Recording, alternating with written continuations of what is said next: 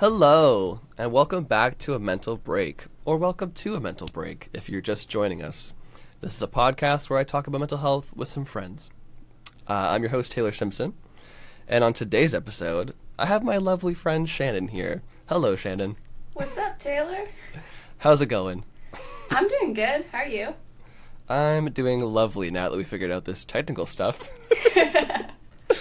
For those of you tuning in today, it's never a dull moment on a Mental Break podcast because technology seems to hate me. How many tech workers does it take to make a podcast work? It takes 7 Taylors. And they're all dead now. I had to murder them all because they all suck. I'm kidding. Yeah, so we have Shannon on the show today, and I'm super excited to have her here. Super cool. We have a funny story of how we know each other, actually. Oh, yeah, because I met you through your roommate originally, I believe. I met your dog, Mikey, before I met you, actually. You did? See, that's the funny part. Like, you met my dog first. And you're like, I know your dog. And I'm like, what? Because it's funny, like, videos of him rolling around on the floor while Lena and I were recording. Yeah, and, like, it was funny because, like, I don't think like, when I re-met you, because, like, sorry, I should preface this for the listeners and viewers. Shannon's in a band called Housecat, and I'm sure we'll get into that in the pod. And that's how I met Shannon, kind of, I guess. Was like really met you was through like playing that show together that we did. We had a lot of fun. We played in Kitchener for those that give a shit. But yeah, so that's how I know Shannon. She's an amazing musician and artist, very talented. But yeah, so like we played a show together this summer. For those listening, it's where am I shooting this? November. God, I don't know. November? Yeah. Yeah, I think it's November. I don't know when you're watching this. I don't know when this episode's going to air, but it's currently November 2023.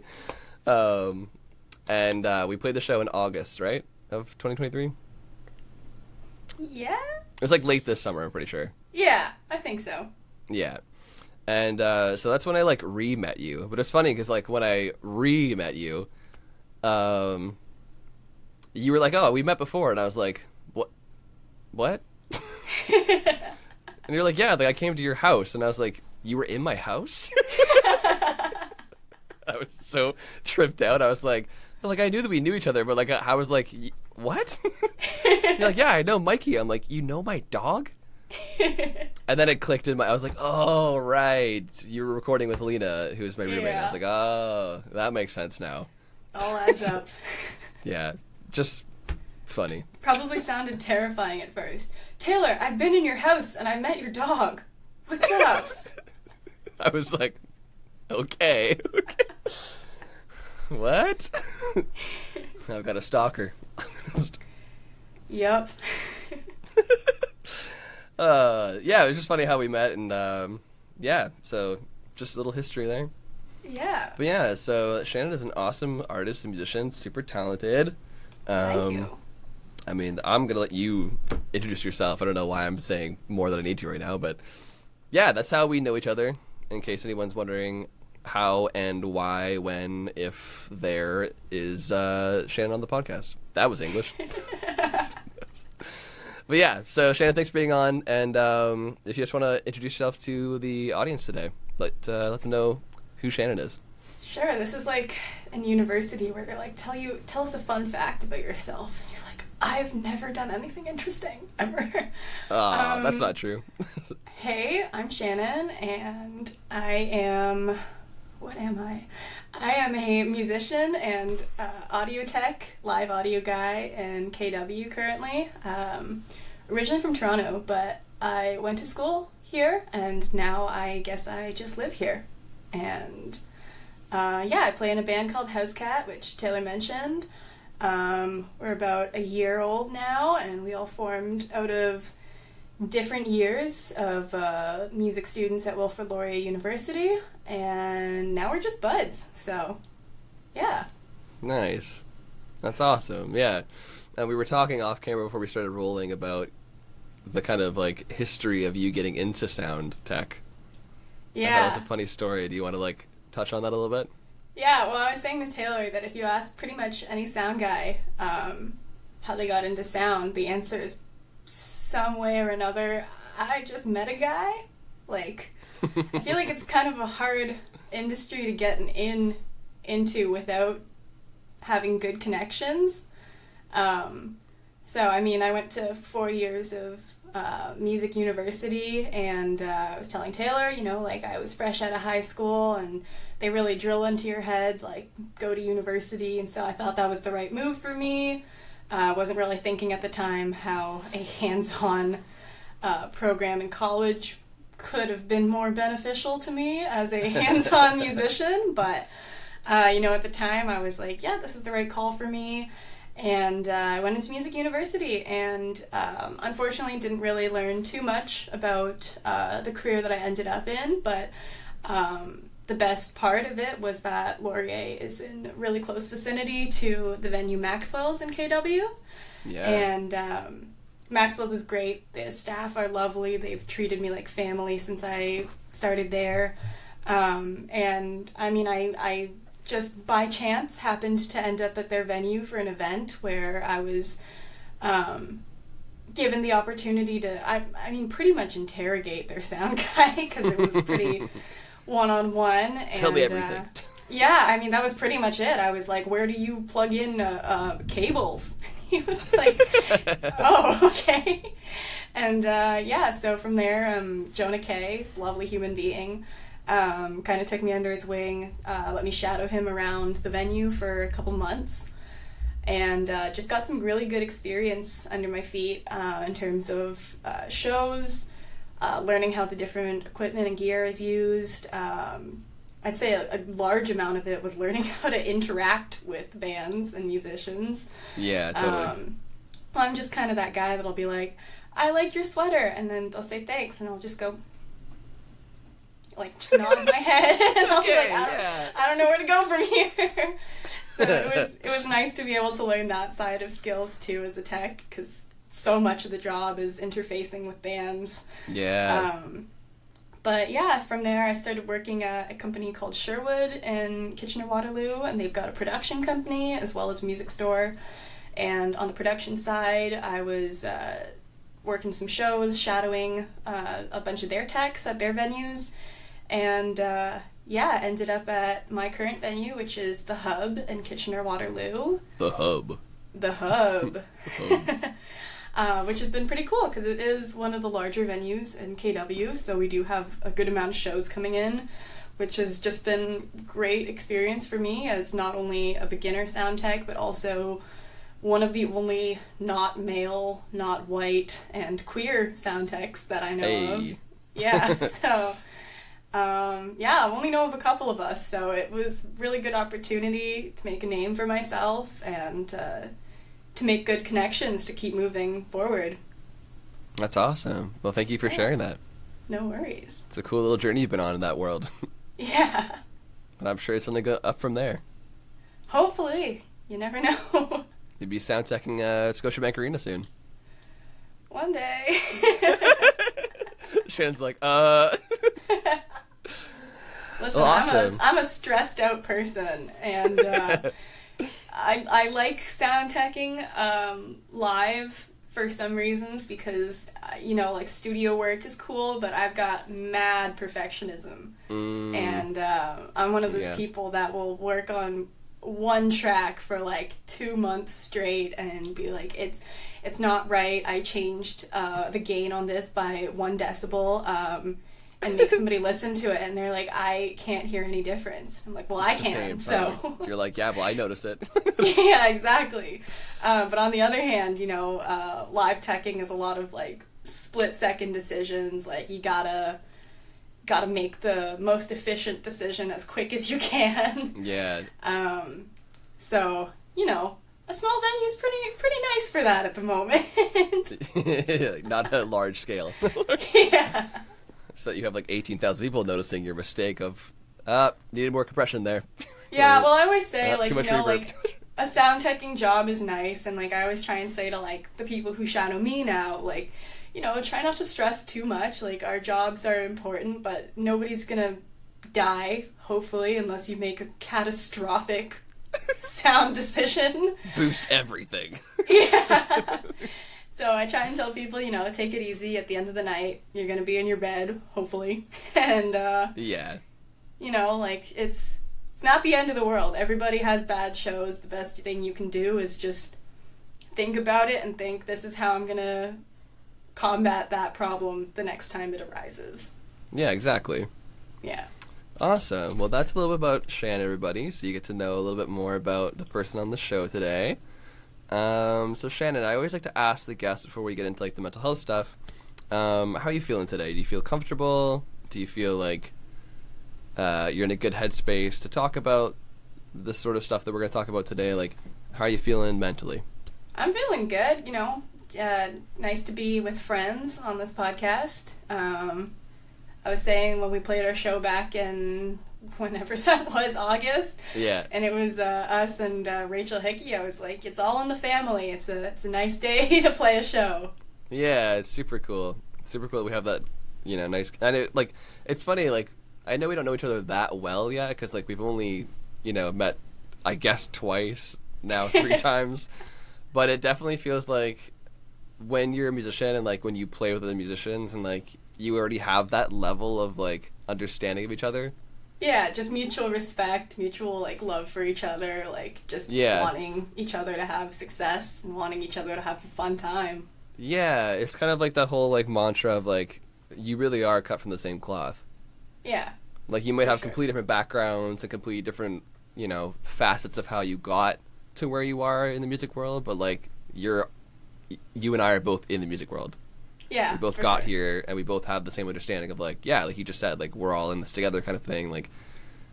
That we're all supporting the art of it all, right? Exactly. So I feel whenever I meet somebody in this industry, other bands or whatever, whatever it may be, it's always just yeah, I understand you, to a degree at least, and then it evolves from there, obviously. But yeah. Yeah. It's always a good place to start from to build that kind of relationship. Yeah. But yeah, so it's nice. I'm feeling good, feeling comfy, feeling happy. It's like Zoom class. I'm in my pajama pants since you can't see. Woo! Yeah, I'm in shorts, so.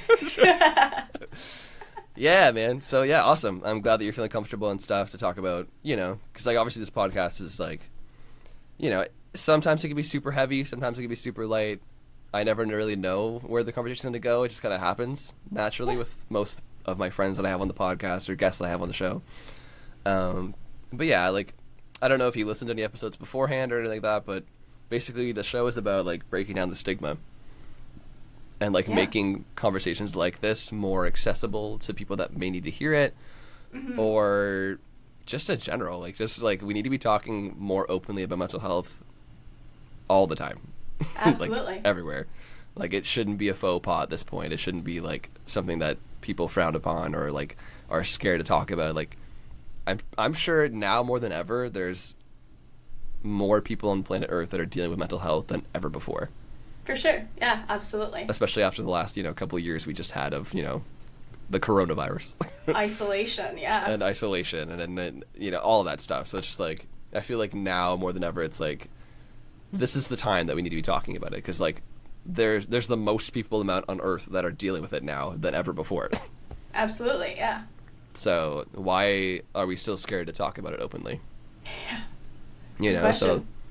So anyways, this is just my little slice of pie in hopefully a greater movement to push this forward. Well, I'm sure it's appreciated. It's got to be important to lots of people, so. I hope so. I mean, I'm just doing my small little part, in any way that I can, and I'm just grateful that, people like yourself and other past guests I've had on the show, feel comfortable enough to come on and have this conversation with me about mental health and, just help that movement. It's really cool that we can share this moment together, in this format of a podcast or whatever. It's just nice. Yeah, for sure. All right. Well, that being said, let's dive in. All right. So my first question for you, Shannon, is what mental health struggles or illnesses do you deal with? So first and foremost, I mean, since I was it's a very common story, but since middle school, I've had dealt with a lot of anxiety and depression. As a musician, to this day, I deal with consistent imposter syndrome of not thinking that I'm good enough or supposed to be doing this, or that I'm faking what I feel because of some sort of need for attention or for love or something like that. But secondly, and this has been ongoing for quite a few years now, but it's just kind of been a something I've been more open with and been fighting against recently, is that I'm sober for about 4 months now. So Congratulations. Thank you. So I've personally dealt with a lot of substance abuse issues. Again, being a musician and being in the industry and the world that we live in, being in the workplace that I work in, it's something that's really hard to avoid. Yeah. Something even harder to get out of. So I'm thankful that I've had the resources and supports to be able to work on that. And yeah, so that's been something that I've been dealing with pretty heavily for the last couple months. Was it, I don't mean to pry, was it drinking and drugs or one or the other? Mostly just drugs. It was just, like the high school that I went to, as well as like just the communities that I've surrounded myself in, have been very central around drugs, especially because so many of them are musicians. So many of them have come from other communities where this has been normalized. And right. Yeah, I mean, I started smoking back when I was in like 9th grade, I think maybe before that. So it was just something that was really normal in my life, something that I became really dependent on.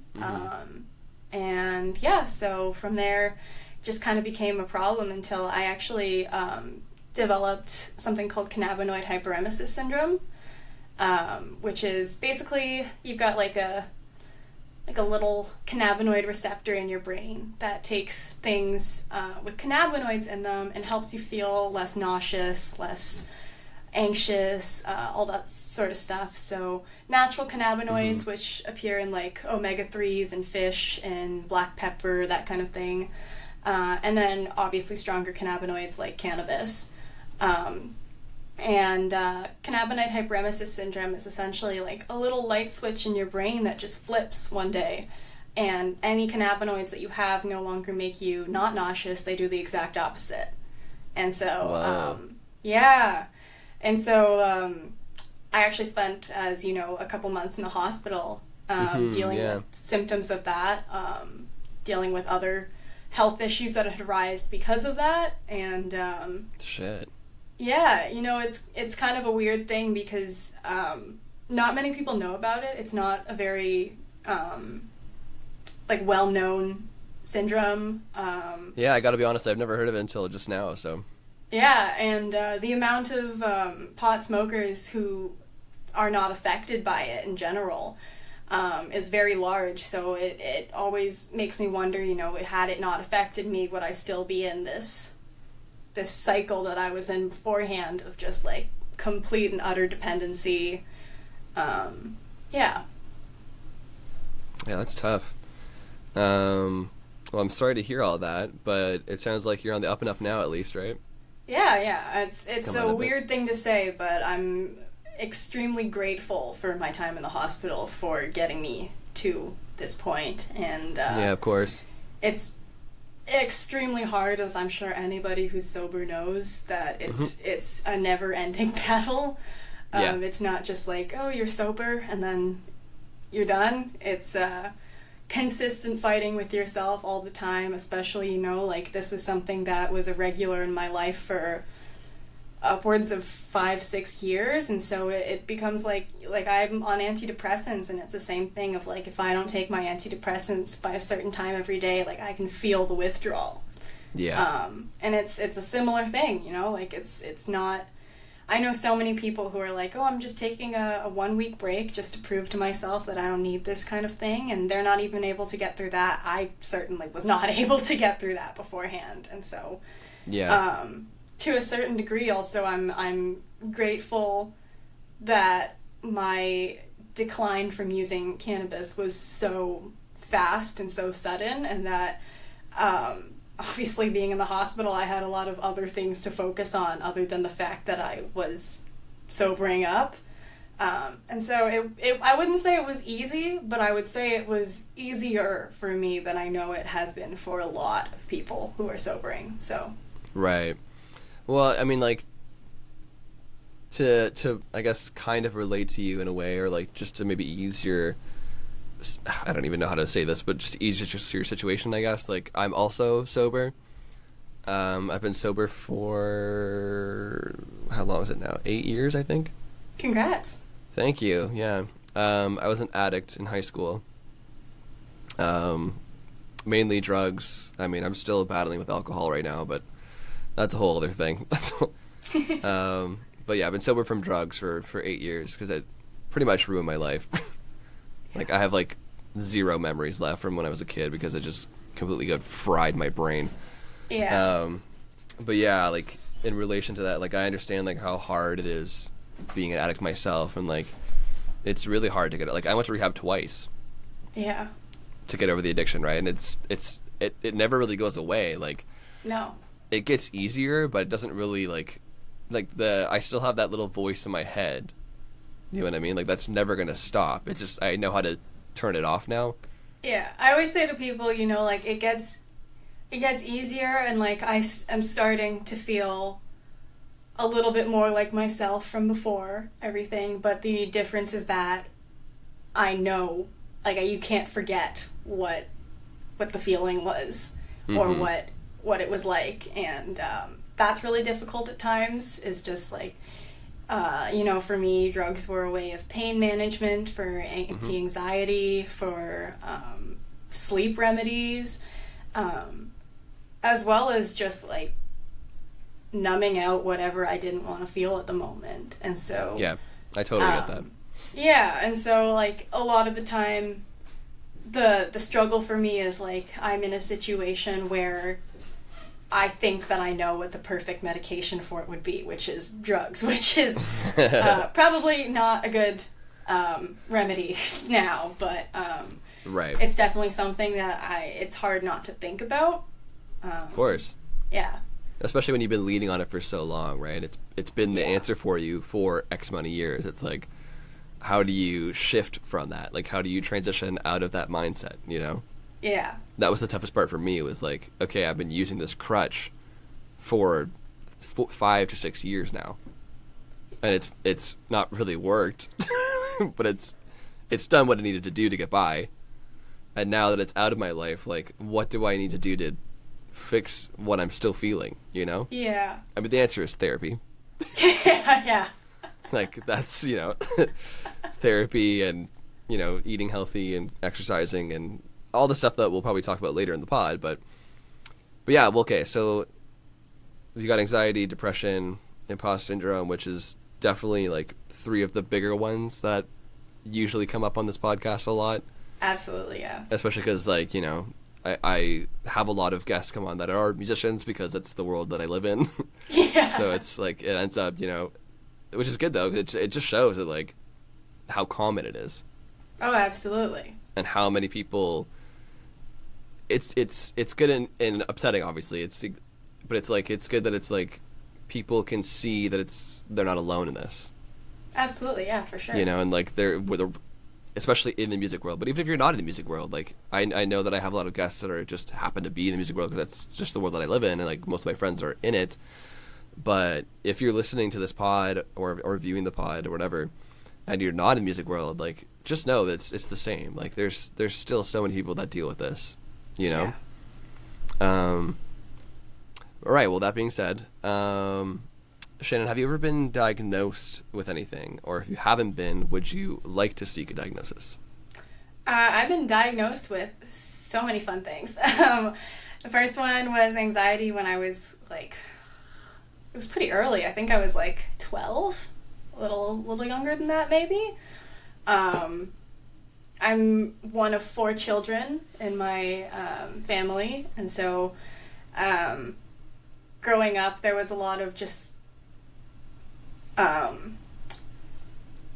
like trying to fight for attention in a family that large, and Right.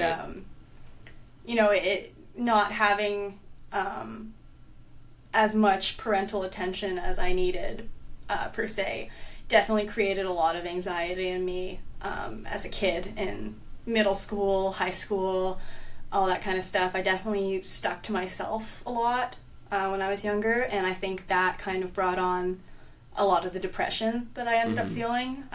Also had a lot of family issues going on at the time. Am a child of divorce, and so when you're being an angsty teenager is hard enough. Being an angsty teenager whose family is breaking up is like extra fun. And so Yeah. I had all course. of that going on when I was younger. I am very fortunate to say that anxiety and depression, as of right now, I seem to have been hit the hardest when I was younger, and so I'm very glad to not be in as severe of circumstances anymore. And maybe it's not even that, maybe it's just that I've got the coping tools and mechanisms now under my belt that I'm able to combat things a little bit better. Right. Yeah. I came from a family where nobody really talked too much about mental health kind of things. I went to therapy when I was younger, but it was very much like a like my mom sat in with me for my sessions. So it was Oh, like, really, eh? what am I really gonna say here? Like, Yeah. can't That's really tough. complain about the home life because the home life's with me here. Right. Yeah. Exactly. Yeah, so, yeah, I mean, I got diagnosed with depression, when I was in middle school, probably around, 13 or 14. And then, actually, just this past year, I got diagnosed with autism, which was something that I Oh. had been, just, in general, wondering about for a really long time, personally. Again, Right. just because it wasn't an option when I was growing up. Right. Also, common knowledge, but autism is kind of diagnosed on a scale of a white boy, a white young boy. That's kind of how they read autism and how it presents itself in people. Right. But as neither of those things, not a white boy, Yeah. No. it presented itself very different in me. I'm the only daughter of my family, and so being not only eldest daughter but only daughter, a lot of my behaviors were morphed around that, and I learned to mask things so well that I didn't even really understand what was going on until I moved out of my house and started to think about how I behave when I'm on my own, versus who am I behaving as when I'm with other people. So, Interesting. yeah. Yeah, and I've heard and tried to learn more about it as well, because I've had people on the show that have also been diagnosed on the spectrum as well, and how it's kind of evolved over the last 10 to 15 years of just our understanding of it. Because I'm pretty sure that I'm gonna butcher this, unfortunately, but Asperger's, yeah, is no longer a term that's used anymore. I don't think. I'm not sure about that. That's where I think I heard that somewhere. I could be wrong, so don't quote me on that. But I understood that it was a not a misdiagnosis, but just a misunderstanding of it, and now it's to my understanding at least, it's more of a spectrum now. It's autism is just you're on the autism spectrum, the spectrum. Yeah. And whether or not it's severe or lightly or what, I'm not a doctor. I'm just I'm trying to learn more and understand more as the host of this show that's talking about mental health, so that I at least have some sort of background about it, right? Yeah. And doing my due diligence to learn more. But yeah, it's interesting. How did you feel about getting that diagnosis? Did it help clarify some things for you, or did it make you more confused? Kind of everything all at once. It was, Yeah, great movie. yeah. Sorry. No, it was definitely like, it was something I had been wondering about for a long time. It was something that there's so much more research now about things and about how it can present itself in people in the different ways. Like you said, it's a spectrum. Like nobody experiences it all the exact same way. No, totally. But it was definitely something that I had thought about beforehand. It was definitely something I had brought up to my parents, and they just kind of dismissed it because, the way that media presents autism is Sheldon Cooper. Yeah, it's I wouldn't say fairly negative, but it's just like very like generalized. Yeah, for sure. And, I didn't have necessarily the exact same quality traits that what they were used to seeing. And so it was kind of just a dismissed query that I had. It was something that I just kind of moved on from just because I wasn't, I didn't really know how to go about it. I didn't know how to address it, anything like that. So yeah, definitely it was a little bit reassuring to me in some instances of I've always just considered myself a little bit abnormal from what I noticed my peers were like in middle school, high school, university. Sure. Just different interests, different things that I wanted to talk about. People laugh at this, but one of my biggest interests throughout all of middle school and high school was world maps. I can name all 50 states and a whole bunch of, I think I can name every country in Europe. Hang on a second. I could do that too. Does that mean that we're both on the spectrum? Now you got me questioning things, Shannon. But it was just typical special interests per se. Sure. Same with technology. That was just something that always grabbed my attention, something that I always wanted to be involved in. Mm-hmm.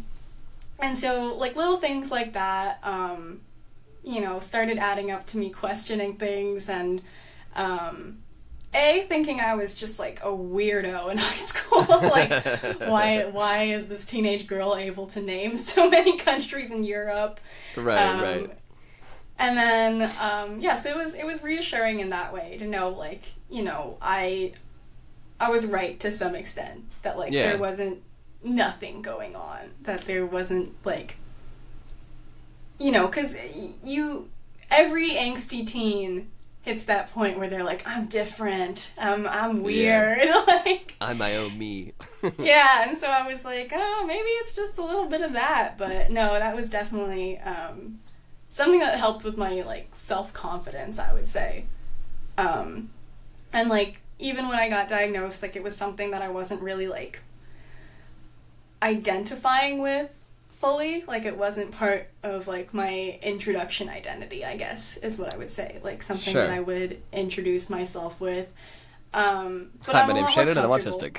Yeah. What's up? I got anxiety, depression, and I'm autistic. I would honestly love to live in a world like that.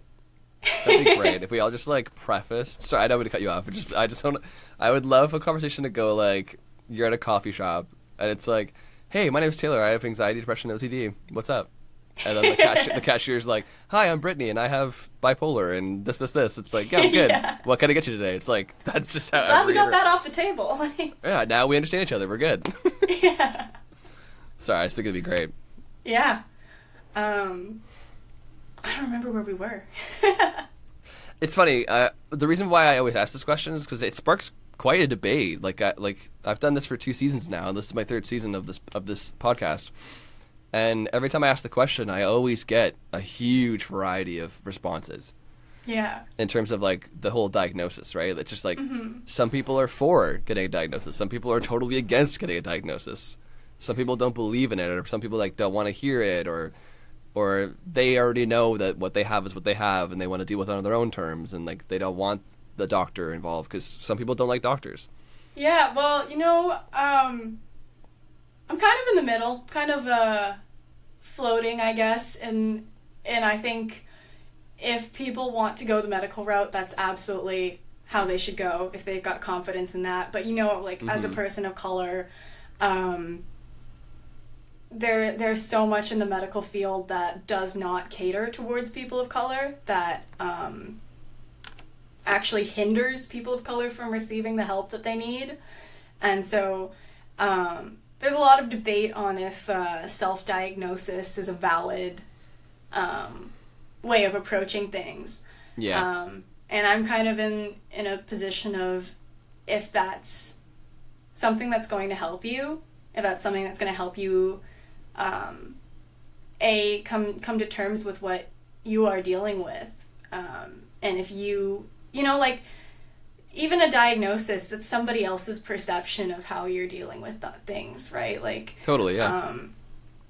I think every person knows themselves better than anybody else will ever know them. And so if self-diagnosis is in any way going to help you, I think that's absolutely something that's valid. And if you want to go the medical route, then that's absolutely something that's valid. So Totally. I definitely align the most with what you just said. Like, I'm kind of, again, like, on the fence as well with the whole, like, is there a right way or a wrong way? I think it's just whatever way works best for the particular person. Yeah, absolutely. I think, like you said, like, I think, like, if you know yourself, sometimes you don't know yourself the best, honestly, depending on the state that you're in. Yeah.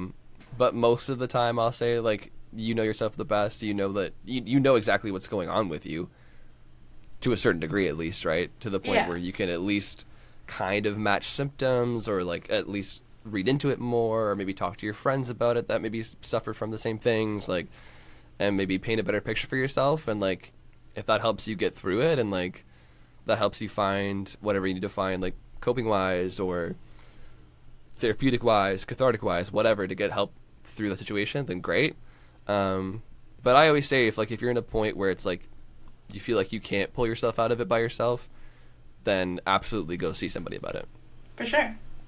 So it's just an interesting debate. That's, that question kind of brings up sometimes. It's nice to hear in a way that you got that diagnosis so young, because I don't want to speak for you, but like, it sounds like to me that because you got it when you were younger, it kind of gave you the path to help you get to the place where you're at now. Yeah. Versus I definitely don't think I would have understood what was going on when I was younger if I didn't have an anxiety and depression. And like, I knew what they were. Obviously, my dad, he actually was hospitalized with depression for some pretty severe mental illness that was going on when I was in grade 6 or 7, I think. Right. And so I understood what it was. I didn't understand it to the degree that I do now. Of course. But, seeing somebody that you love and that go through it, and then also seeing yourself go through it, it definitely helps. It's kind of like a morbid, like, kind of cathartic, like, like you're not alone, and it's sad that you're not alone in it, because it's a obviously you don't want other people to go through this. No, of course. But it is helpful, obviously, to understand that there, A, is nothing wrong with you, B, that it's something that other people deal with too, and it's something that people who have gone through it can help you with. So totally, yeah. Yeah, it makes you feel less isolated in the situation. Yeah, for sure. Which is good. Okay, awesome. So yeah, the next question I have for you, Shannon, is, and the way I kind of paint it, and I'm sure my audience now is like, we get it, Taylor, we know what the question is, but it's like, yeah, but the guest doesn't know, guys. I have to say this. So like, kind of give us a timeline. Like, walk us through, like, and you take as long as you want or as short as you want. We covered a lot already that you brought up, but maybe just kind of like walk us through, like, when you first started seeing these symptoms of anxiety or depression. Like, walk us through, like, just think of it like a little timeline of like your experience with the mental health that you've been dealing with over the years till kind of like where you're at now. Yeah, I will preface this with I'm in a similar boat to you where the drugs have zapped out a good amount of my childhood memories. Right. So it's kind of hard to remember where it started. I know the first big event that I can remember was what I just said, like my father getting hospitalized. Yeah, and like I can remember the day of coming home from school and nobody was home and getting a phone call from my mom telling me that they were at the hospital kind of thing. And I remember like I was obviously pretty upset as any child would be. And there were some nice like neighborhood moms who used to help out and make me like school lunches and stuff while my parents were going through this and while they were, cause my dad was in the hospital for I think like 2 months straight, an inpatient. Oh, wow. And so, like, you know, we had a lot of community help, which was nice, but at the same time, the kids who were in my year had no understanding of what was going on. And Right. I remember, like, literally in grade 6, a bunch of grade 6 girls having an intervention for me in What the hell? the bathroom of my middle school. And them being like, you know, like, you're just really sad lately. And I hadn't told anybody. Like, my dad's in the hospital. Like, Right. I didn't really want to get into it. They were like, oh, like, you're really sad. And it's kind of a bummer. And I just remember being like, Jesus. I'm never showing my face around here again. Like, I can't my look God. at anybody ever again. Yeah. And Kids are weird. That was, yeah, kids are freaking weird. I remember that pretty vividly just because that was my first... I guess, like, larger memory of other people picking up on it, not just me picking up on it. Sure. And, you know, that was more of, like, a situational depressive episode, less so than, like, diagnosed ongoing depression. Right. But it was definitely, like, the first time I had started to be more aware of my own emotions and how they were... presenting in myself towards other people. Sure, yeah, totally. And that, of course, gave me so much anxiety towards how was I acting in front of people, how are people receiving how I'm acting, how are people looking at me. Yeah, totally. I mean, like, that's that's not a very good situation to be in. No, and I went through a lot of, like from there, I'd say I was in a pretty steady stream of depression and anxiety. I think those two go pretty well hand in hand with each other a lot of the time. Yep, they're like the twin sisters from The Shining. Yeah, pretty much. That's the way I imagine them. So I started trying different medications. I was seeing just like my pediatrician at the time with my mom. But my parents... I'd say more so my mom didn't have a great understanding of how antidepressants and medication worked, let alone how they worked in an adolescent. Right, yeah. Because I was so young at the time. And so I kind of went You were through 12, this, right? Yeah, Sorry. something like that. Grade 6, so maybe 11. Yeah, I was 13 when I was diagnosed, so, like, I totally understand, like, put on medication at a young age like that. It's a weird situation to be in.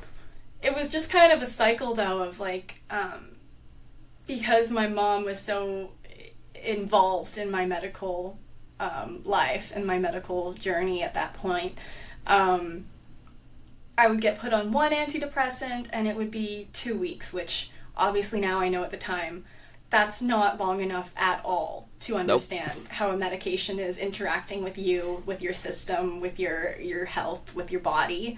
Yeah. But it wouldn't really even do anything at that point. No, it's still not long kicking enough to in. affect. But yeah. That was the thing, was it would make me sick because I was a small child taking a drug, essentially. Yeah.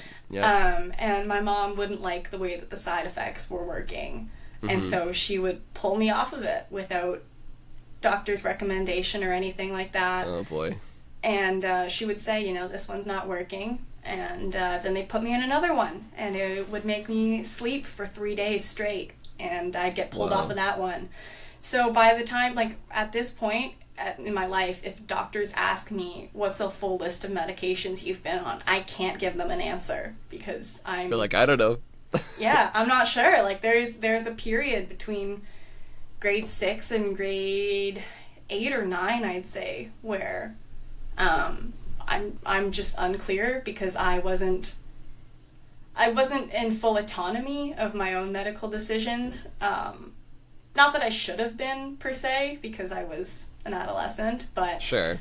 I didn't have the ability to know what was going on, essentially. No, of course.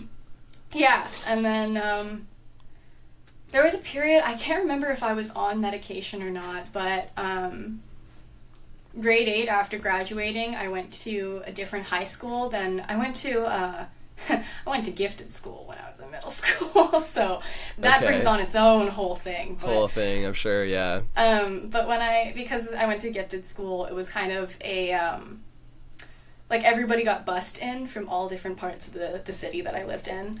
And then in high school, they pretty much, everybody went their own ways. And so all of my friends that I had all went to one high school together, and I went to a different high school. Which messed my brain up so bad because totally. As a kid, like, your friends are pretty much all you've got in school. Like, you don't care about classes, you don't care about, like, high school is like your own little mini world of like 1,000, 2,000 people. Yep. And that's like your society, that's your community. That's your ecosystem. Yeah, essentially. And so, not having any social familiarity definitely threw me for a good loop. It was also around the time when I was dealing with depression pretty heavily. I wouldn't say from any incidences or anything, just from everything changing. I don't deal with change very well.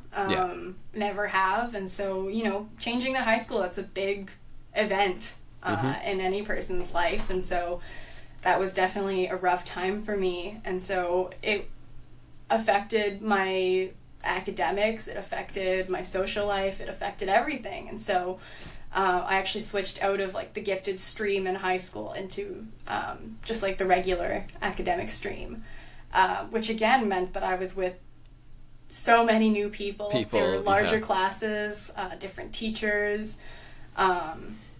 It was a lot. That's all. Like it wasn't even like hard per se. It was just a lot happening and coming at you at once. And when you're in high school, you like to think that you're so big and you're growing up and everything. And if a grade 9 came up to me at this point and was like, "I'm an adult," I'd be like, "Yeah, right. I'm not an adult." So.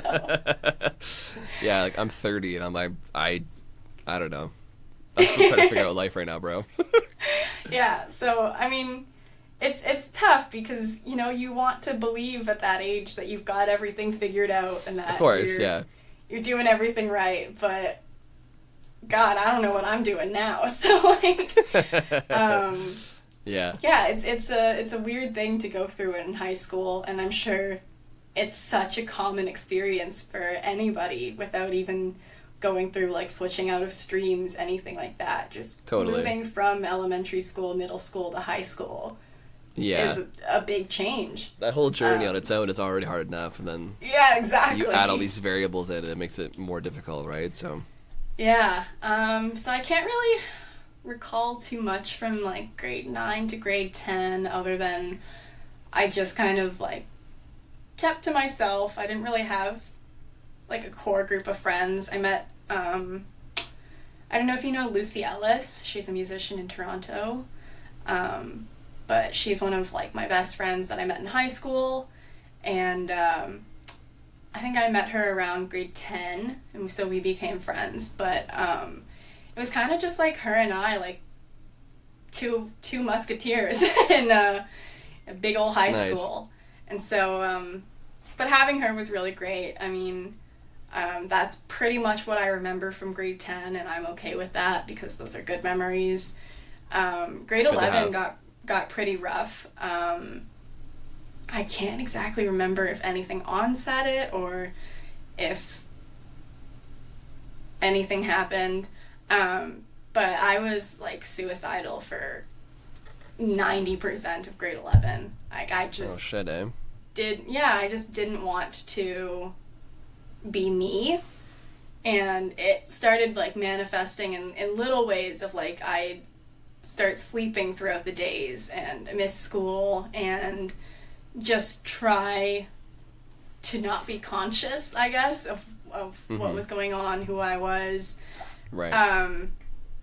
And it got pretty rough just because not a lot of people that I interacted with understood, or if they did, they didn't want to talk about it at the time.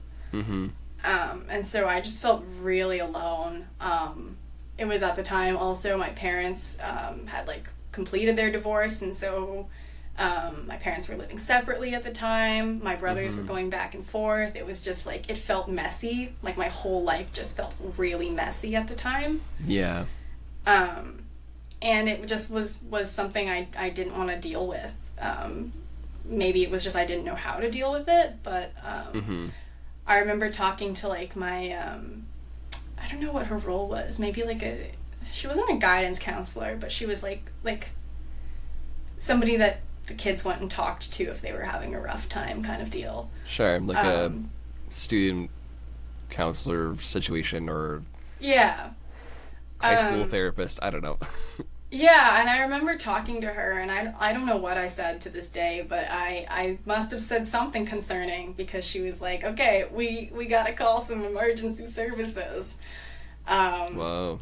And the worst part of that was that she had to call my mom, and I was like, I remember begging and like crying, saying like, please don't call my mom.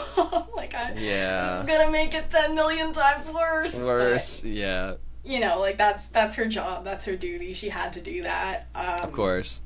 And I went to the hospital for that day, and I thought they were gonna do an intake, but full disclosure here, I like lied my way out of it. I did not want to be there. I didn't want to go to the hospital and be in an intake. I knew what that looked like because my dad had done it.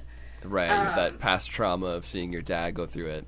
Yeah, so I just sat there and I was like, no, I'm fine. I don't know why they let me go, which was not good on their part. Yeah, that doesn't look good for them. No, and so I went home that day, and I don't remember pretty much anything other than being depressed and anxious from that point until I graduated high school. Damn. So, and I don't know, like my family situation has been always kind of rocky. I knew from like when I was like 14, which is when I started working, like the day of my 14th birthday, that I wanted to move out of my parents' house the second that I could, and I saw school as that way out, that opportunity. Sure. And once I moved out, things got better, honestly.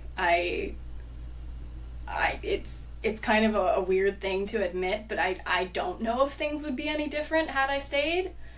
I don't have much of a relationship with my mom anymore. My dad and I kind of talk sometimes, but I always say they're less like parents, just like some guys to me that I talk to occasionally. Just some people.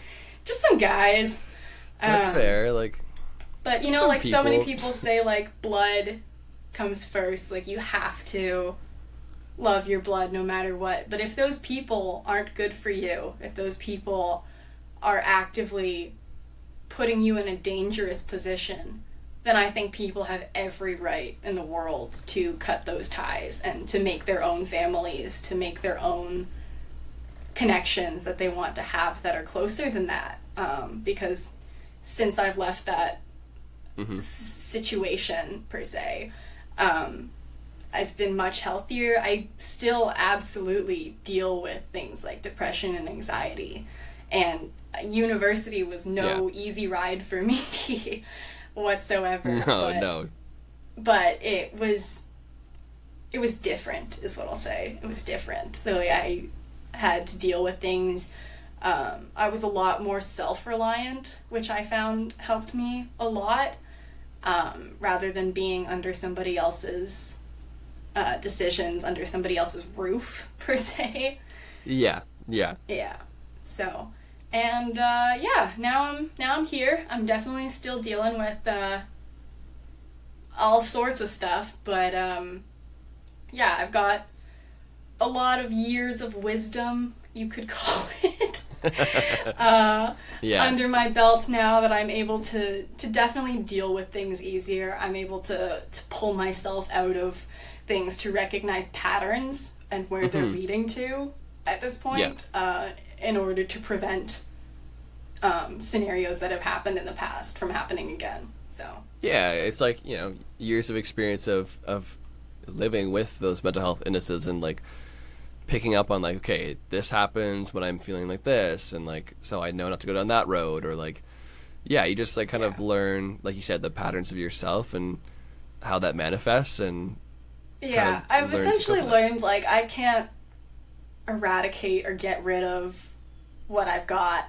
I just gotta learn to coexist with them. Like, yeah, essentially, it's like having a messy roommate, like yeah. You're not changing the situation, just find a way to coexist peacefully. Well, you could evict them. Yeah. You can't evict depression, unfortunately, and well, there are anyways, but yeah. But yeah, I totally understand that. But well, yeah, thank you for telling us your story and the timeline there. Course. We all appreciate it, I'm sure, and it's just interesting to me how many like different journeys people go through, and like hearing about like where it all started, and like going through each chapter of their lives to like how they ended up to where they are now, to like having this conversation that we're having now. It's it's interesting to me like how there are like common threads sometimes between all of us. Like it all like stems from certain incidences, or like it manifests in certain ways that are it's just interesting to hear each person's story of how they got to where they are now, and how they're dealing with their mental health and stuff. But yeah, thank you for elaborating on that. Yeah, of course. So the next part of the pod is this segment. It's called The Real Reels. Oh, all right. So this is a part of the pod where it probably is like the darkest section of the pod, but it's also like the most real, hence why I called it The Real Reels. And it was a fucking dumb joke that I made when that was like a meme in like 2020 or whatever it was, where it's like real man, like whatever that saying was back then. I don't even know if it was relevant back then, but like I just said it as kind of like a off kilter joke in my first season, and like all of my listeners and viewers were like, we like that. That's like that's stuck. And it just stuck. So it's like that's the segment now. It's The Real Reels. Very cool.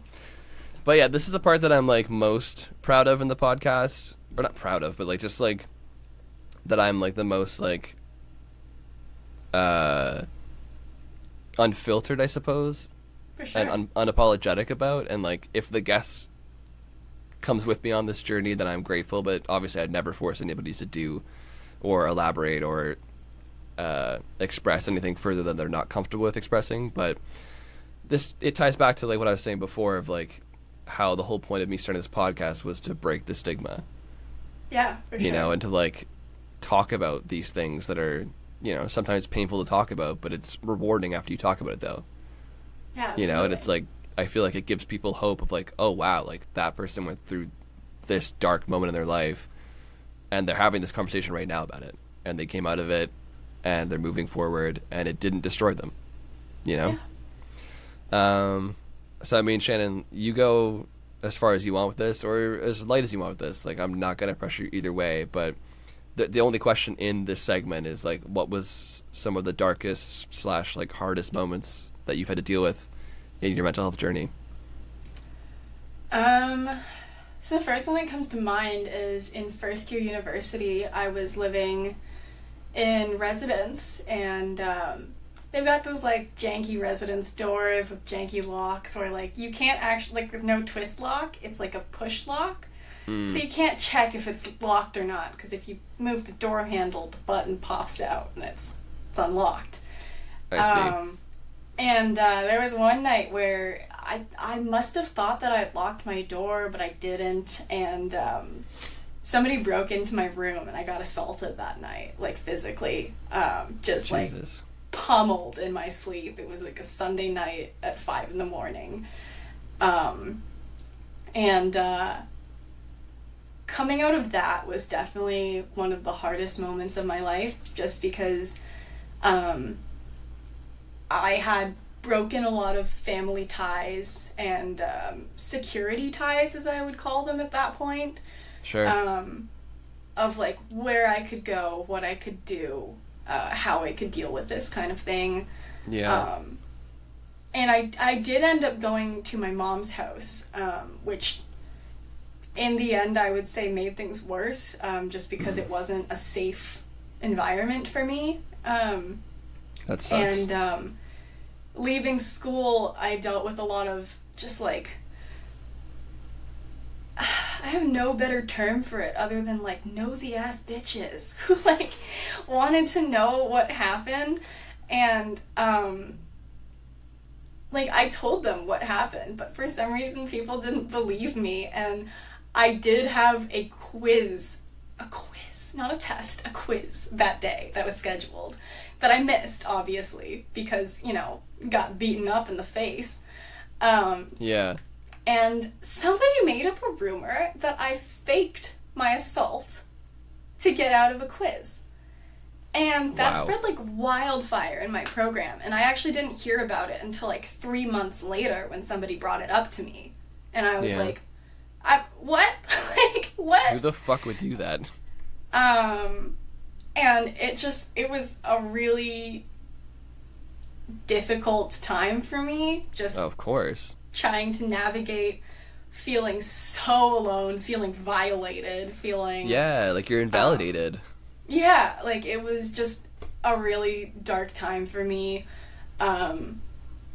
Funny enough, I'll say, like it traumatized me to my core, but it also kind of like calmed me down in a lot of ways of like mental health trauma and stuff like that. Like it was such a big event that like it weirdly just like kind of neutralized me. Like I wasn't dealing with things in such large amounts of emotion anymore. It was just kind of like, things have happened, it sucks, how am I gonna deal with this?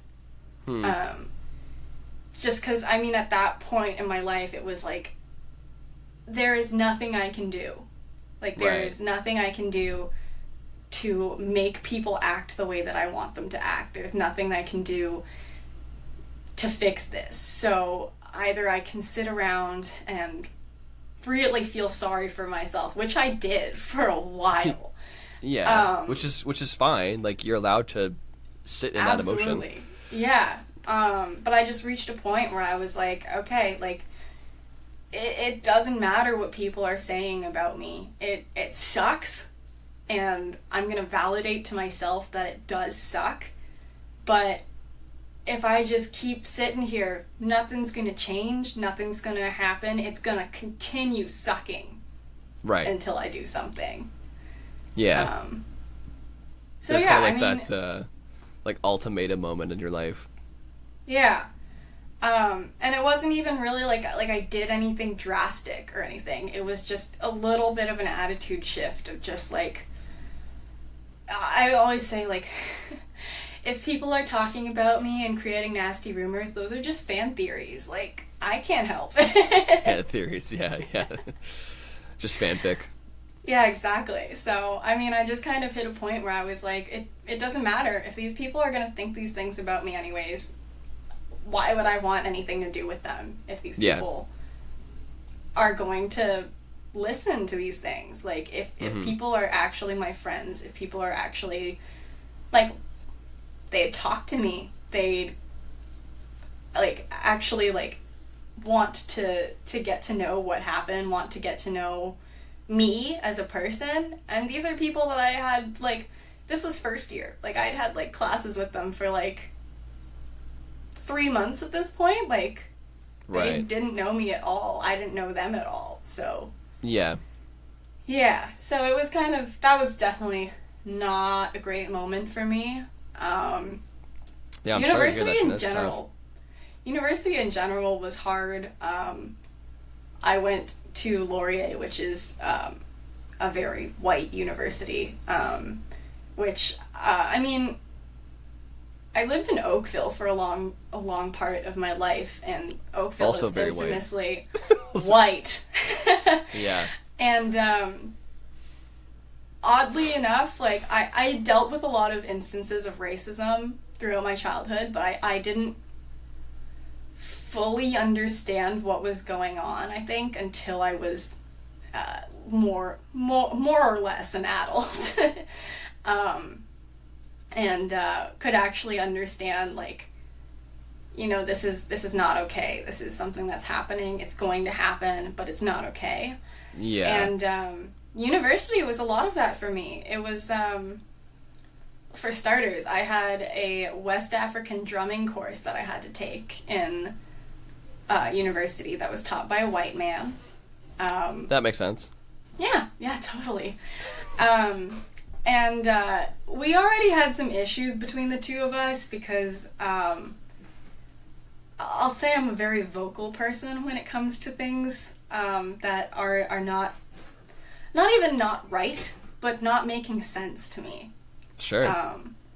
And a lot of his teachings didn't make sense to me. Why he was qualified to teach this, why he was giving us readings by all white people if he was a white man teaching this course, you know? Like, there were things that I thought he could have been doing to rectify the situation that was at hand. Totally. And so we had already gotten off on a really bad foot. Also, when that incident happened in the first year where I went home for a little bit, I missed some of his classes, and he had essentially failed me for my first year because, you know, drumming, it's a in-person class. He had said you need to be in person for all of the classes. Like, you can't miss any. Lo and behold, I retook it the next year on Zoom. So, What? yeah, and so in second year, he was a professor for a different course, and every person I've told this to has kind of given me the same reaction of, like, what? How is this okay? But for some reason, it flew during that class. He made us take a BuzzFeed quiz called How Privileged Are You? What the And then fuck? he made us input our scores into a poll that would show you where you landed in your class. And of course, all the people of color, the like 5 spicy ones of us, were at the bottom. Spicy. And so it was just humiliating. It was like he could have just been like, if you're a person of color, raise your hand. You're not privileged compared to the rest of your class. Like, it was... Or just don't do that at all. Right? Like, it was just like, why a are we really doing this? silly activity. Was it And- prevalent to the course? You know what? It was like a bit of like a social justice-y course. Okay. I always say that course was meant for white people to take. It was not meant for For people that you're trying to, like, that already know already. who live and Social experience injustice. social injustice, exactly. Yeah. But it just got worse because I remember he had asked us like some sort of question along the lines of like, what did that activity teach you? And I raised my hand and I had said something like, this is a really stupid exercise Straight up. because it's a BuzzFeed quiz. It ranked, do you go to private school, as the same amount of disprivilege as, are you a black person? What the hell? I know. And so I What was the like, this BuzzFeed? is silly. I had said something like that, and he just like dismissed me and was like, that's not what I was asking, and continued on with the class. And it turned into like a literal debate in my class between, is white supremacy relevant in Canada? Is that something that happens in Canada? And Yes. like 90% of my classmates were like, I wouldn't say 90, I'd say like a good amount of them were like, no, we live in like a free country. What? Yeah. And so it got really bad to the point where like the people of color in my class were like, I don't feel fucking safe in this class anymore. Like, this is messed up. And the next class, to rectify his situation, they segregated us. They were like, if you're a marginalized person, you're going to be in this class. And if you're white, you're going to go in this class. That's going to help. Yeah. But that just, like, affected the social interactions of my year for, I'd say, all forthcoming years that well, yeah. Afterwards. If that's the precedent they're going to set, like, what the fuck? And that made university really, really difficult. Because I was definitely a vocal person in this situation. Well, yeah, you should be. I placed my ass on the line a little bit because, you know, there were a lot of people who just were like, I can't deal with this. I don't want to deal with this. Like, it's too much. And that's absolutely valid because it's emotional labor that's coming from people. Oh, of course. It shouldn't be your responsibility to change. It should be absolutely them should change. But like, it was just something where like I was like, I can't let this slide. I can't let this slide. And so like my entire second year, a lot of third year, I was just fighting. Like, yeah, university was a lot of emotional labor, a lot of constant fighting. To just be seen as like a person, as a musician, instead of as somebody who is like a social justice warrior, which I don't think is a bad thing. I think that's somebody who cares enough to put their ass on the line. Totally. But it was definitely a struggle. It took a huge toll on my mental health. It was incredibly, yeah. It was exhausting more than anything, I'd say, to constantly go to bed and wake up and think, okay, I gotta fight these people. Not only do I gotta fight my classmates, I gotta fight my teachers, I gotta fight the administration, I gotta fight That's a lot on your shoulders, man. Yeah, for like a 20-year-old. For some place you're supposed to be going to like get education. I was giving them money, man. Yeah, like you were paying this establishment to learn more about the craft that you were so passionate about, and then you end up, I mean, A, getting assaulted on their premises, B, having a rumor spread about you within the place to like make you feel even more isolated, and then C, having the establishment segregate you and make you feel like you're not safe in the place where you're supposed to be learning. Yeah, so university was a ride for me, and towards the end of university, it was just, I don't want to be here, you know, like, why would you? It's funny, I look at my degree and I don't feel pride, like, I learned things, and like, I did my program. I look at my degree and I feel pride that I survived those 4 years to get that piece of paper. Fuck, man, like... Yeah, I mean, like, you should give yourself credit at least that you fought through the adversity. And like, yeah, I mean, I'm not one to just sit through things. I'm not one to let things fly, especially when in my program there's an incoming year right below me of students who are in the same boat as me, of 75% white students, five not white students. And yeah, it's just sad to me that they would have to go through exactly what I went through if nobody acted any differently. Right. Yeah, so that's what university was like for me. I think those are two of the more standout dark moments for me. Yeah.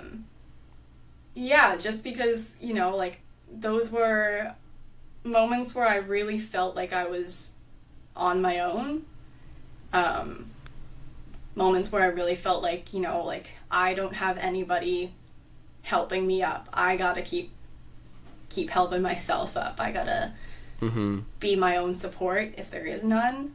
And gotta keep mentally reminding myself, like,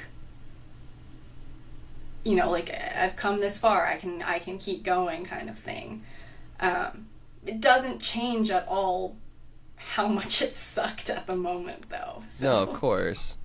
Yeah. But it's like you said earlier, like, that ultimatum in your brain. It's like, yeah, I could sit in this and wallow, or I could fight and try to make a difference. Yeah.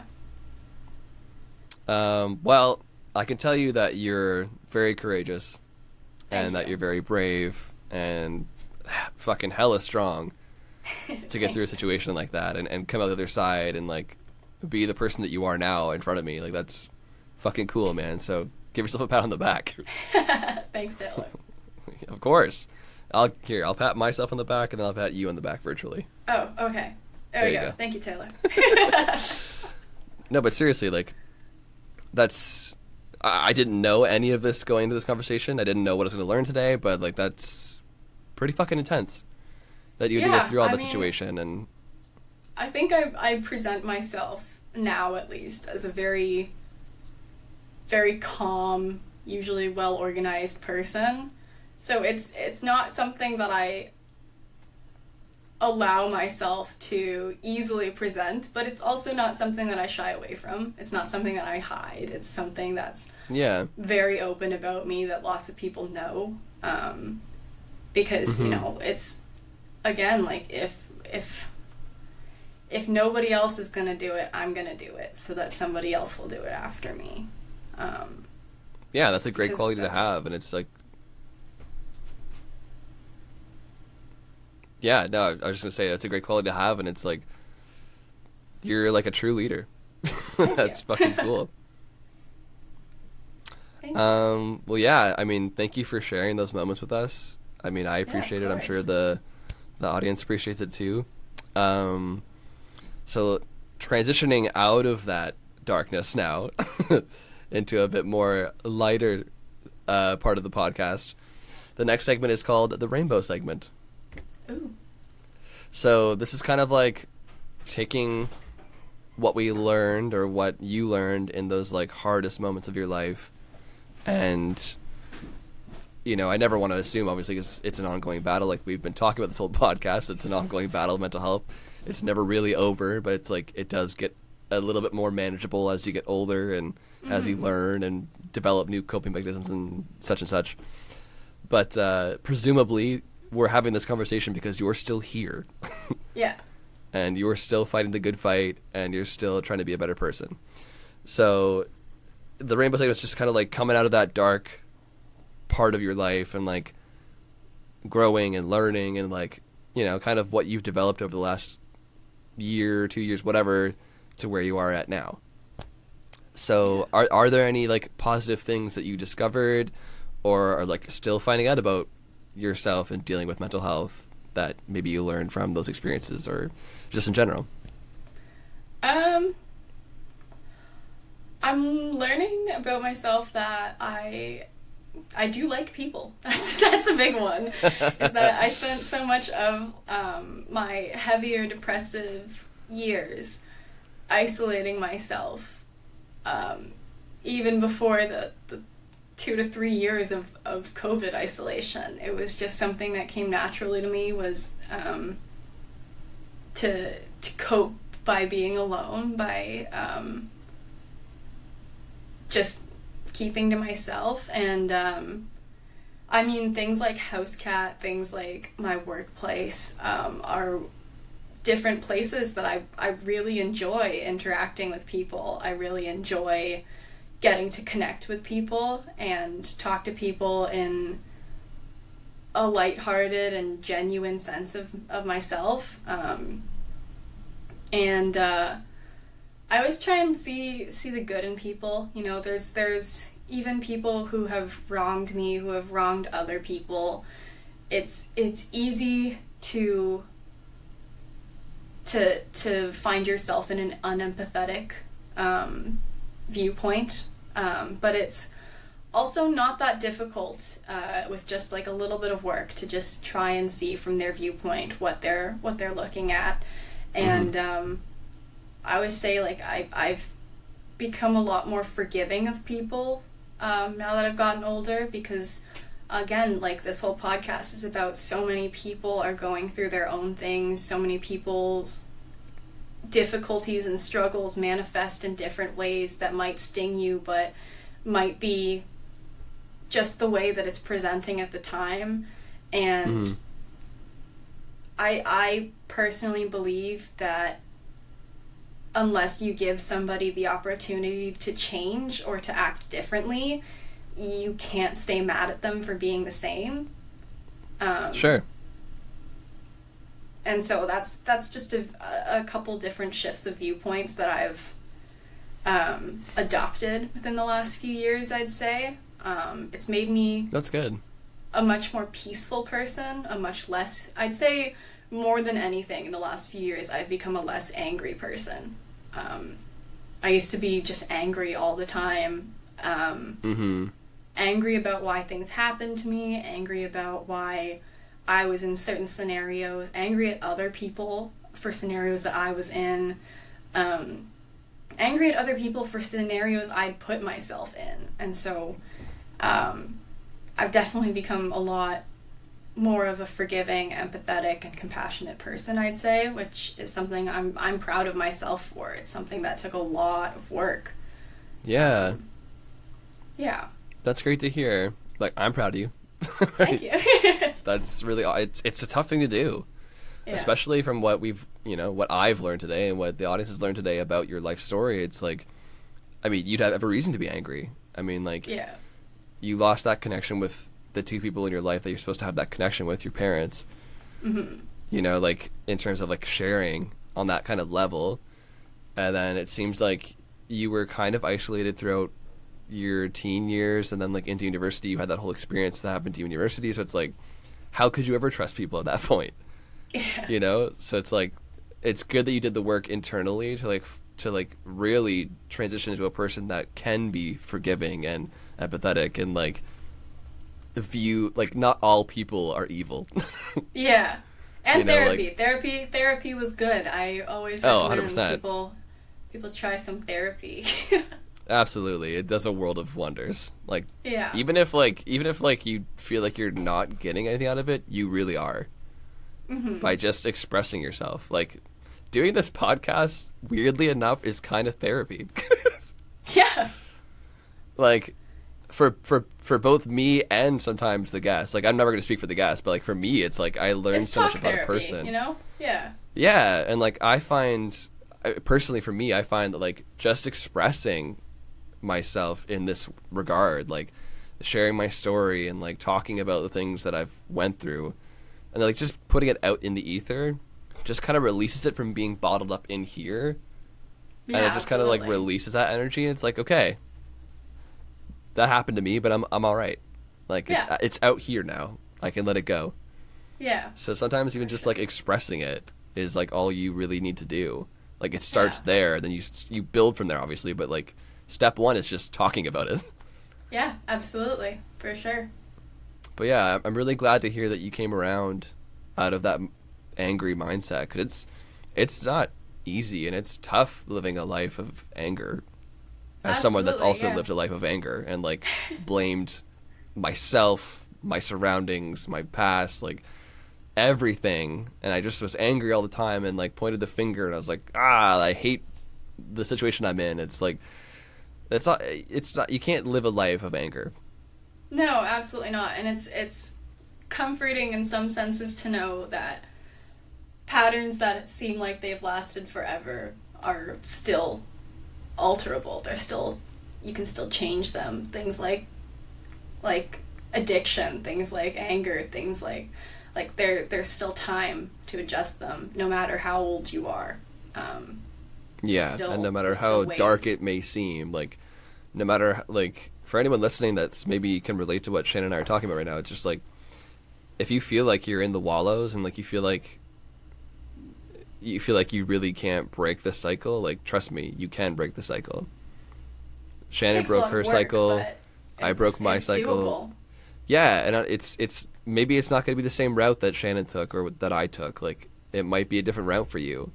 So, like, don't get upset when you try something that Shannon and I tried and it doesn't work for you. Like, keep trying.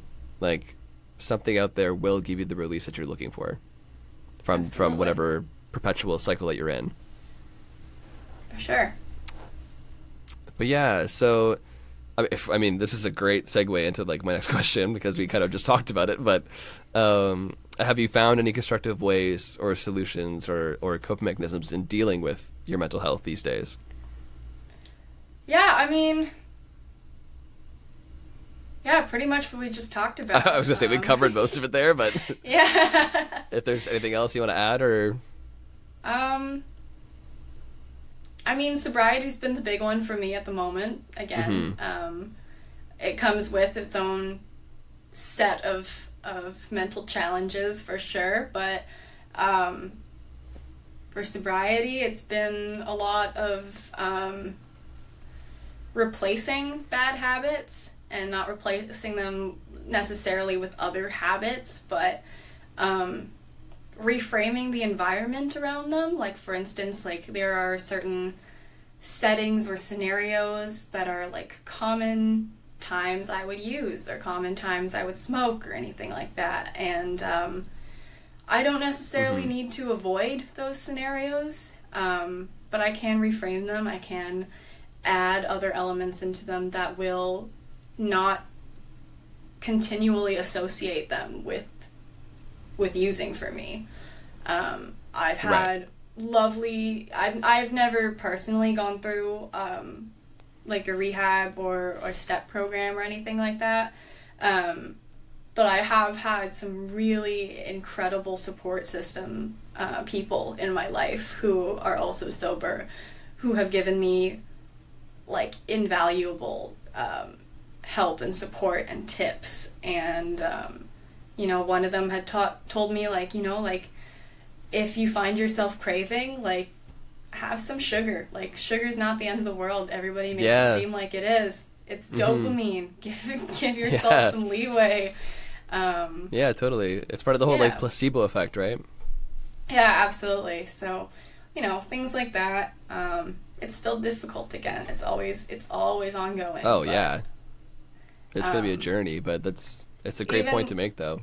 Yeah, even just the realization that it's ongoing. It seems hard and depressing at times, but it's also, I know now it's only been 4 months, and it's already easier at 4 months than it was at 2 months. So it's ongoing, but it'll get easier. And I mean, you're a testament to that. It gets easier. So. Yeah. Well, I mean, yeah. Thanks for saying that. It's definitely been a fucking journey. It's not going to be like a walk in the park. But yeah, like you said, it does get easier. Honestly, like we're not just saying that for the sake of saying that because we're not backed by anybody to say this. Like we're just speaking from the heart. Like. I wish I was sponsored. Yeah. Well, hey. I could pay for this podcast if I had a sponsorship. BetterHelp, are you listening? No, I don't know. That feels cringy to me, but like, anyways. I had a point I was going to make and I forgot now. Great. Damn you, BetterHelp. But no, it's just one of those things where it's like, you just got to keep working at it. It's a never-ending cycle, but it will get better. You just gotta trust in yourself, trust in the process. I mean, absolutely. Shannon's sitting here right now talking about it. I'm sitting here talking about it. So, like, there's two people right now in front of you that you're listening to or watching that have gone through the process and have come out their side. Yeah. Oh, I remember now. I had a funny story about breaking the cycle and stuff. So, I had a friend who was like, a smoker, like cigarettes, and was trying to quit. He'd been smoking for like years at this point. And I was like, as kind of like a half joke, half serious statement, I was like, what if you just replaced it with like a Popeye stick? Do you like the candy, like the Popeye stick? Yeah. For those that maybe don't know what a Popeye stick is, if they are listening from their country, they don't have Popeye sticks. It's like basically like a candy sugar stick that like back in the 90s looked like a fake cigarette. But it's like a sugar stick that like is the shape of a cigarette. And it had like Popeye, like the cartoon character on it. But yeah, so he tried like the patch and stuff, and he tried the gum and all that kind of stuff, and like nothing was really working for him. And I was like, it's more of the act you have to replace. Yeah, it's more the than oral the actual fixation. right, because like for most smokers or like most addicts, it's like it's the routine of the act so much that the actual like intake of the whatever you're doing. Yeah. So I was like, you have to replace the action. Like, it's gonna seem silly, it's gonna seem stupid, but like next time you have a craving to smoke a cigarette, do what you would normally do to go smoke a cigarette, but in place of the cigarette, bring a Popeye stick. And like pretend to smoke the Popeye stick. Like it's gonna feel dumb, it's gonna look stupid, but just do it. And he's like, Taylor, are you fucking with me right now? I'm like, yes and no. Like, I'm not a doctor, so I'm not prescribing anything right now, but like just try it. Like, what do you have to lose? You tried the patch, you tried the gum, you tried all this stuff. Nothing's working, so like why not try Popeye sticks? I don't know, like. And sure enough, Shannon, he finally caved in and started doing what I told him to do, and like went outside like his house and like his back porch. When he was at work, he went like at the back of his work and he like bought Popeye, like a package of Popeye sticks and pretended to smoke the candy sticks, and it fucking worked. That's amazing. He got off smoking within like, it took a while, but like within like 6 months, he said like, yeah, like that action helped. Yeah, I've got a buddy who quit vaping he's got like a tiny whistle necklace on his, There you go. like he keeps around his neck and he'll just like suck in on the whistle. Yeah, like it's as simple as like, it seems silly obviously, but it's like it's as simple as just replacing the habit, like you were just talking about, and the action of it. So I don't know, I just thought it was a fun little story / testament. For sure. Yeah, I mean, like, we've made it to the end of the podcast basically. Woohoo. I guess we'll leave off with do you have any like final thoughts or feelings that you want to express to the listeners? It could be like a message of hope or any advice for people dealing with maybe a similar situation as you. Just that if you need help, if you feel like you're alone, there are people who are willing to help. There are people who have been there who are willing to help. There's always a way. There's always a way to get the help that you need. And yeah, that's all I've got. Well, that's awesome. Thank you, Shannon. That was great. Yeah, I mean, I second everything you just said. I mean, like, yeah, therapy's a big one. Obviously, exercise is huge. I've just started working out again recently. I'm broken, but I'm going to keep doing it because it's just better for your mental health and stuff. I mean, like, try to eat right if you can. Talk to your loved ones, man. Whoever they may be. Like, it doesn't have to be family, like Shannon's situation or even my situation. Like, I'm not really close to my family either, but, like, friends are the family that you build. Absolutely. Right? So, like, if you're close to your friends like that, talk to them. Be open. Be vulnerable. Like Shannon and I just were today on the podcast. Like, it starts there and it gets better from there, right? Absolutely. Yeah. So, I mean, like, Shannon, thank you so much for being on the podcast today. I really fucking appreciate it. For sure. Thanks for having me, Taylor. Yeah, absolutely. You know all my deep, dark secrets now. The next time you can't make it to a show, I'm going to... I would never. No, but seriously, though, like, all jokes aside, I'm a very jokey person today, apparently. I don't know. I just woke up with a joke out of the bed today. Yeah, no, but in all seriousness, like, thank you so much, Shannon, for coming on and just being a lovely guest on the show and like expressing your story and sharing your story with us and being so open and vulnerable. Like, it's not easy for a lot of people to come on and say these kind of things about their life and everything like that. So it's a very courageous and brave thing to do. And so I just, I commend you for that. And I'm just very grateful and blessed to have the people that I have in my life. And just thanks for creating this beautiful moment today. Of course. Thank you for hosting. It's wonderful that you've created this environment where people are able to be so open and vulnerable. So, props to you. Thank you. I feel the love. I feel the love. All right, Shannon. Well, I guess I'll just end off on where can people find you if they want to reach out? Oh man, where can people find me?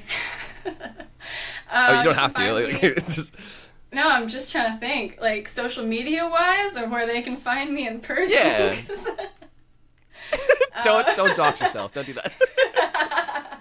Yeah, like if people want to reach out, like social media wise. Yeah, you plug can your find me socials. On Instagram at shann.eun.